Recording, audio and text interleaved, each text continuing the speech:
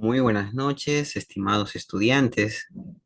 El día de hoy, en la asignatura de Legislación y Práctica Tributaria 2, estudiaremos el procedimiento para el cálculo del impuesto a la renta y que con ello, por cierto, se realizaría o con esta información se realizaría la declaración y pago del impuesto a la renta.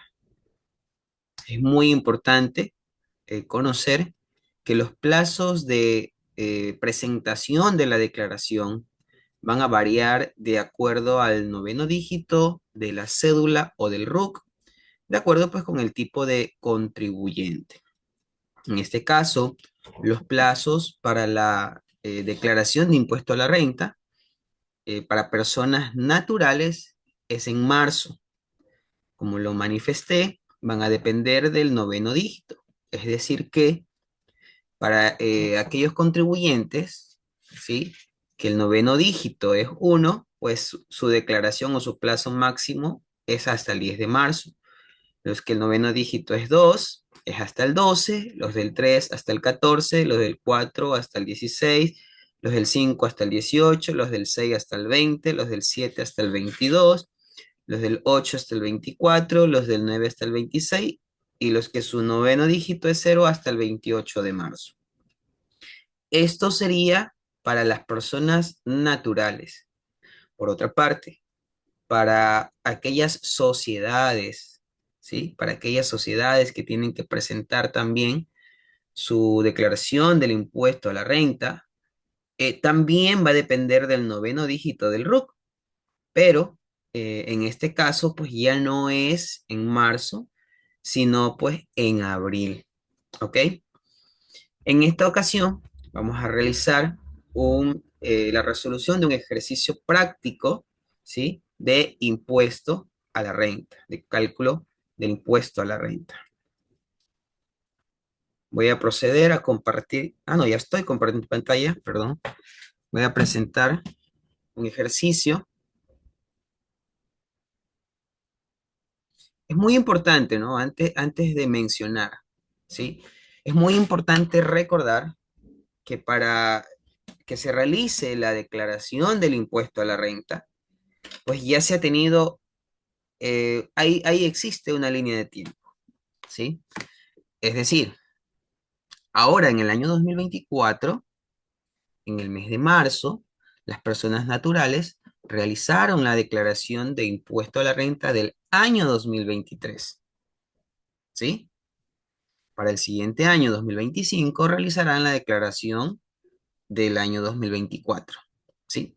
Ahora, importante mencionar, en este momento tenemos acá el cálculo del impuesto a la renta para una persona natural que está bajo relación de dependencia y adicionalmente tiene libre ejercicio profesional. Ahora, en este caso, se considera que pues esta persona presentó su proyección de gastos personales en el mes ya de enero del 2023, ¿sí? Entonces, ahora en el 2024 nos corresponde hacer recién la declaración del año 2023. Veamos este caso. Es de un profesional, repito, que se encuentra en relación de dependencia y también tiene ingresos de libre ejercicio profesional. ¿Sí? Ampliar un poquito más la pantalla. Creo que sí se logra visualizar hasta allí. Bien. El doctor Torres Zambrano George Wellington es un abogado y posee el número de RUC 0957-0787-42001. Para empezar, si nosotros identificamos cuál será el noveno dígito, ¿no? A ver, vamos, 2, 4, 6, 8, 9. Entonces, el noveno dígito es el 4. Por lo tanto, ¿cuándo tendrá que hacer la declaración del impuesto a la renta?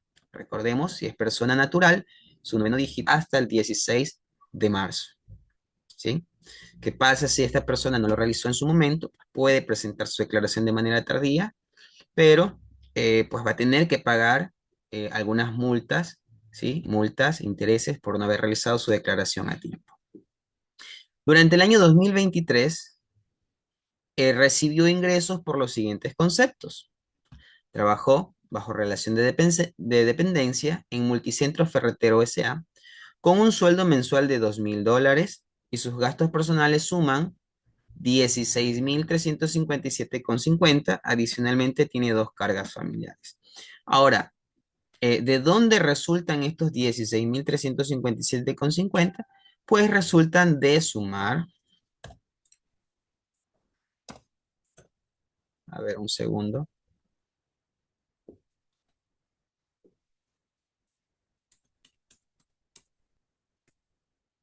resultan de sumar los gastos personales que tenemos aquí. Ahora, para que nosotros podamos conocer estos gastos, que por cierto, si ya voy a hacer la declaración, ya son gastos efectivos, entonces se tuvo que haber realizado el anexo de gastos personales, ¿sí? ¿Dónde se realiza este anexo? En la página del Servicio de Rentas Internas. En ese caso, ingresamos a la página del Servicio de Rentas Internas, sri.gov.es, ¿ok? ¿Qué más? Pues vamos a tener que ingresar a SRI en línea.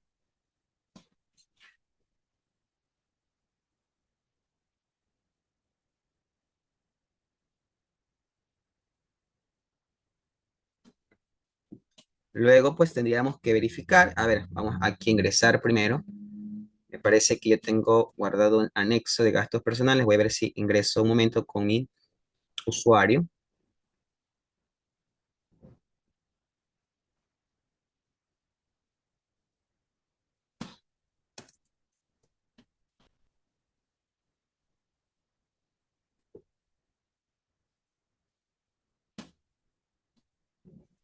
Repito, ¿no? Para ya hacer la declaración de impuesto a la renta, wow, me solicita hacer un cambio de clave.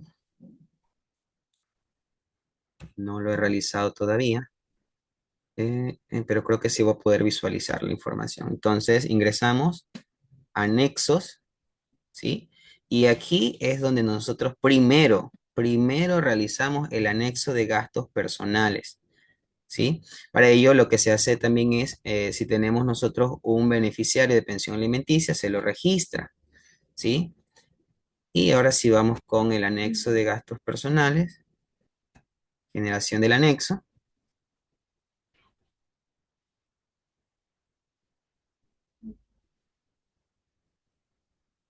Si nosotros verificamos, a ver, vamos a ver por aquí dónde se fue.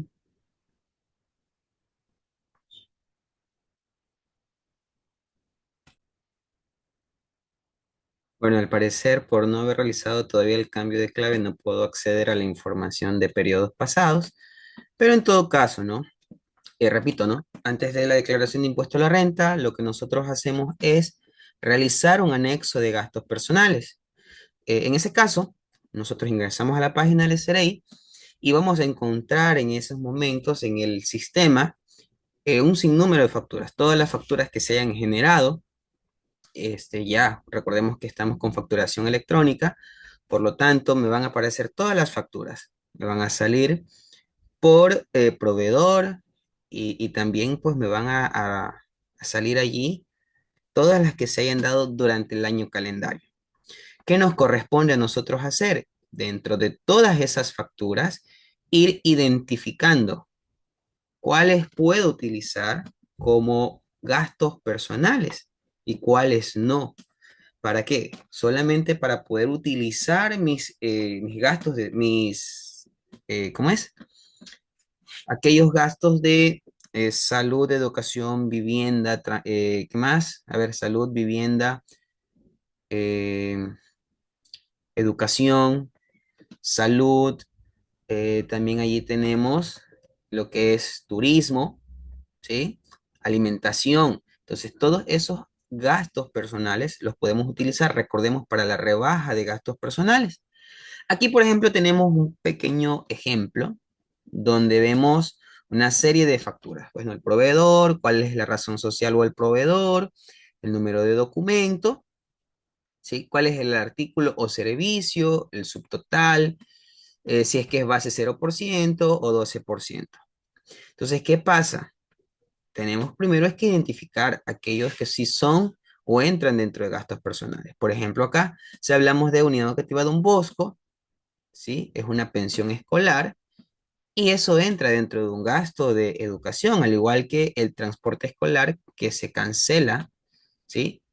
Para la movilización de los hijos, ¿sí? Medicinas en una farmacia también es un gasto personal, esto sería un gasto de salud.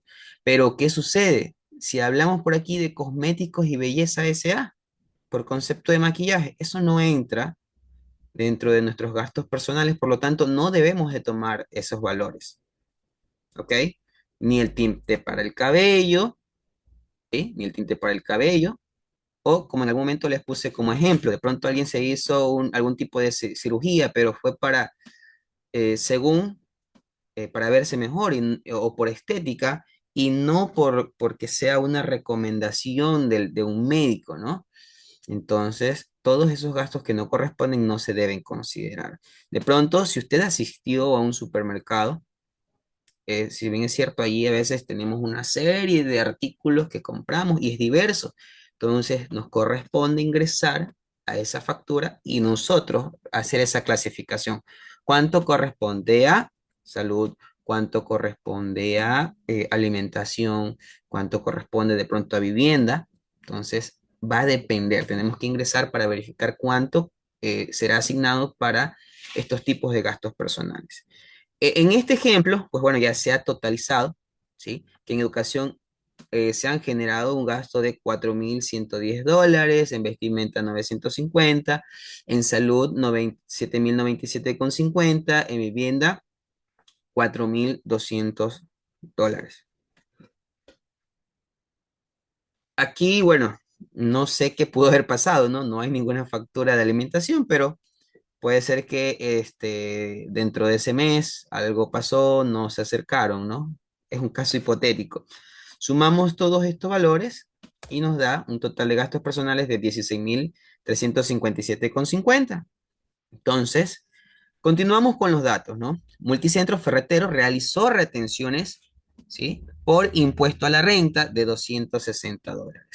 Aquí estamos partiendo de ese supuesto de que, por una parte, el doctor Torres Zambrano presentó su proyección de gastos personales, pero pese a realizar esa proyección, tuvo que, la empresa o multicentro ferretero tuvo que hacerle retenciones de impuesto a la renta, ¿sí? Es probable que mensualmente le haya hecho una retención dentro de 21, $22, ¿sí? Pero que en el año, ¿sí? Acumuló $260 por retención, ¿sí? Entonces, allí tenemos retenciones por impuesto a la renta en relación de dependencia, ¿sí? Ahora, ya tenemos los datos de los ingresos que se tuvo en relación de dependencia, ¿sí? ¿Qué más? En el libre ejercicio de su profesión tuvo ingresos de $5,000 por concepto de honorarios profesionales provenientes de la cooperativa de ahorro y crédito Salitre Compañía Limitada y $8,000 de varias personas naturales no obligadas a llevar contabilidad. La cooperativa de ahorro y crédito, Salitre Compañía Limitada, le realizó también retenciones en la fuente del impuesto a la renta por el 8% sobre los $5,000. Recordemos que como hizo, eh, en este caso, prestó sus servicios profesionales como abogado, emitió, por lo tanto, una factura.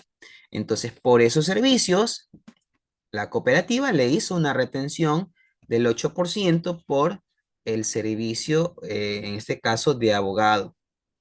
¿Listo? Entonces, ¿cuánto es el 8% de los $5,400? ¿Sí? Ya tenemos los datos. Con estos datos ya podemos trabajar. ¿Sí?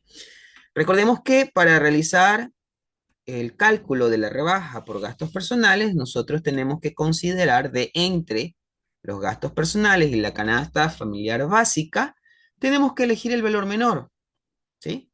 Por lo tanto, ¿cuánto tenemos de gastos personales? 16.357,50. Ahora, vemos que al tener dos cargas familiares, él puede utilizar un límite de 8.411,77. Por lo tanto, si tenemos que elegir entre estos dos valores, tenemos que elegir el menor, que vendría a ser los 8.411,77. A este valor se le multiplica por el 18% y tendríamos una rebaja máxima de 1.514,12, que si ustedes ven coincide con la tablita que nos provee ya el Servicio de Rentas Internas. Entonces, por lo tanto, ya hablando de gastos efectivos, de gastos personales, va a poder utilizar 1.514,12 centavos. Bien, ahora realicemos la liquidación, el cálculo del impuesto a la renta. ¿Sí? Los ingresos grabados para el abogado en mención, en este caso serían el sueldo de Multicentro Ferretero, que fue de $2.000 mensuales, al multiplicarlo por los 12 meses, ¿qué va a pasar? Pues tenemos $24.000 de ingreso. Adicionalmente, tuvo una factura por el libre ejercicio profesional, donde tuvo facturas de $5.000 y $8.000, entonces tuvo ingresos de $13.000. Bien, sumamos estos dos rubros y tendríamos en ingresos grabados $37.000. A estos ingresos grabados le restamos los gastos deducibles. ¿Cuáles serían los gastos deducibles? ¿Sí? En este caso, un gasto deducible por ese ingreso que tuvo en relación de dependencia sería el aporte al IES. ¿Sí? El aporte al IES para aquella persona que se encuentra en el sector privado es el 9,45%. Entonces, 9,45% de $2.000, estaríamos hablando que tendría un gasto deducible de $189 mensual.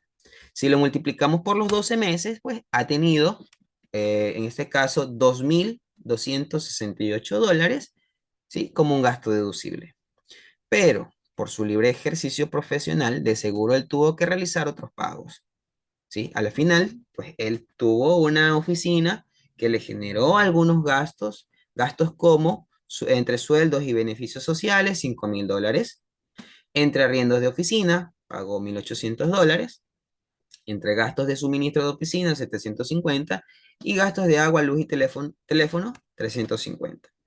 Entonces, entre todos estos gastos deducibles sumarían, ¿cuánto? $10.168. Si restamos 37.000 menos los 10.168, vamos a tener una base imponible de ¿cuánto? De $26.832. Por lo tanto, utilizamos, recordemos que estamos realizando una declaración del año 2023, ¿sí? En este caso, esos 26.832 se encuentran dentro de este cuarto rango, ¿sí? Por lo tanto, bueno, aquí ya se ha sombreado con la finalidad de que podamos identificar que vamos a trabajar con los datos de esta fila, ¿sí? Ahora, ¿cuál es la fracción básica del impuesto a la renta? Recordemos que estamos en esta fila, 25.638. Restamos la base imponible menos la fracción básica y con ello tenemos la fracción excedente que sería $1.194. ¿Ok? De momento tenemos esos datos allí. Ya vamos a trabajar con este dato, ¿sí? Ahora, veamos, ¿cuál es el impuesto a la fracción básica? Aquí tenemos en la tercera fila el impuesto a la fracción básica, que para el rango que ya tenemos identificado sería $1.356. Es el valor que ustedes ven aquí registrado, 1.356. Más el impuesto a la fracción excedente. Recordemos que nosotros teníamos el valor excedente, que era $1.194. Ese valor se multiplica por el 15% que tenemos. Note usted, están las celdas marcadas, $1.194 por el 15%. ¿Ok? Con esto ya podemos sumar el impuesto sobre la fracción básica y el impuesto a la fracción excedente y nos va a dar un total de 1.535,10. ¿Ok? Este sería el impuesto a la renta causado. ¿Ok? Si es que el abogado eh, Torres Zambrano, no hubiera presentado una proyección de gastos personales, ¿sí? Y, en consecuencia, no hubiera podido realizar su anexo de gastos personales, debería de pagar 1.535,10. Pero, ¿qué sucede? Recordemos que si presentó una proyección de gastos personales y estamos asumiendo que se ha realizado el anexo de gastos personales considerando estos rubros, por lo tanto, ¿cuánto vamos a poder utilizar para rebaja del impuesto a la renta por gastos personales? 1.514,12. Entonces, analicemos. Tenía que pagar $1.535,10, pero puedo rebajarme 1.514,12. ¿Sí? Ahora, en ese momento, si restamos estos dos rubros, podríamos decir que solo tendríamos que pagar, o en este caso el abogado solo debería pagar $20,98. Imagínense ustedes la importancia de presentar proyección de gastos personales, la importancia de presentar el anexo de gastos personales en su momento, ¿no? Pero miren, aquí hay algo muy interesante. Si ustedes lo recuerdan, es que a pesar de haber presentado la proyección de gastos personales, dados sus ingresos, que son pues muy considerables, ¿no?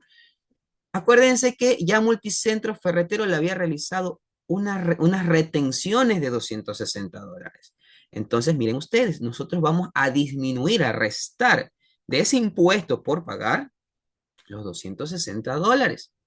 ¿Listo?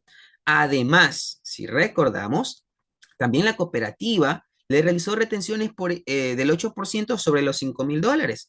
Esas retenciones fueron de $400. Por lo tanto, también resto yo los $400. Finalmente, ya no debo de pagar los $20,98, sino que, ¿qué sucede? De este impuesto a la renta causado, voy a rebajar el impuesto a la renta por los gastos personales y voy a restar o voy a disminuir también las retenciones que tengo. ¿Qué sucede? Que más bien ahora yo tengo un saldo a favor de $639,02. ¿Ok? Entonces, miren ustedes, ¿no? Eso es muy importante, ¿sí? Muy importante que nosotros presentemos la información a tiempo, ¿sí? Y pues bueno, hoy en día tenemos ciertos beneficios, podemos utilizar esos gastos personales para rebajar el impuesto a la renta, ¿sí?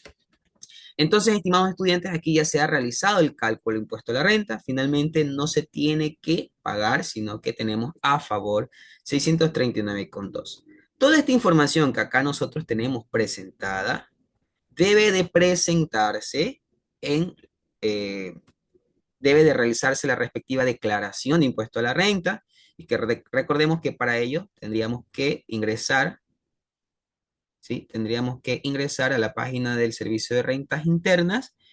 Luego, seleccionar la opción elaboración y envío de declaraciones y pues por supuesto elegir la opción que nos corresponda, que en este caso sería el formulario de rentas.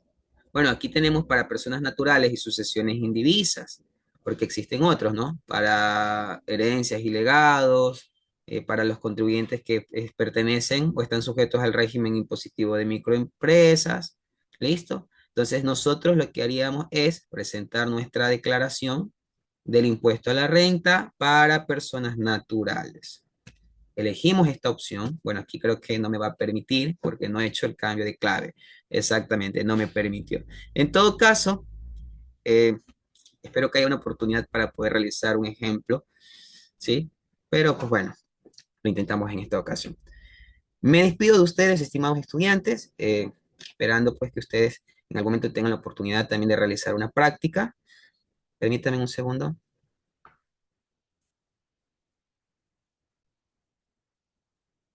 Para finalizar, en el aula virtual se agregará una asignación de tareas para que ustedes realicen la entrega de una actividad, pues, que se realizaría el día de hoy, ¿sí? Me despido, que tengan una muy buenas noches, ¿sí? Que Dios les bendiga y será hasta una próxima oportunidad.